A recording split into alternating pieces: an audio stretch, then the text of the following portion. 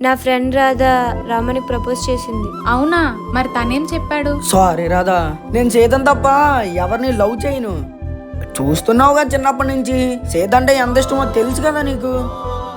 ఇప్పుడంటే వయసు పెరిగి సరిగ్గా మాట్లాడుకోవట్లేదు, కానీ చిన్నప్పుడు ఎలా ఉండేవాళ్ళమో తెలుసు కదా నీకు. నా ఈ జీవితానికి సీత తప్ప ఇంకెవరు వద్దు రాధా. ఇప్పటికి కాకపోయినా తను ఎప్పటికైనా నా సీతే. తను నేను లవ్లో ఉన్నామని సారీ అని చెప్పాడు. రామణ్య చాలా మంచోడు. తనలాంటి వాడు నీ లైఫ్లో ఉండడం నువ్వు చాలా లక్కీ. ఎప్పటికీ మిస్ చేసుకోకు. సరే మరి జాగ్రత్త. అన్నట్టు చెప్పడం మర్చిపోయా, అన్నయ్యకి నేను శారీలో చూడటం అంటే చాలా ఇష్టం అంట. అన్ని కోసం ఒకసారి కట్టుకో, చాలా హ్యాపీ ఫీల్ అవుతారు.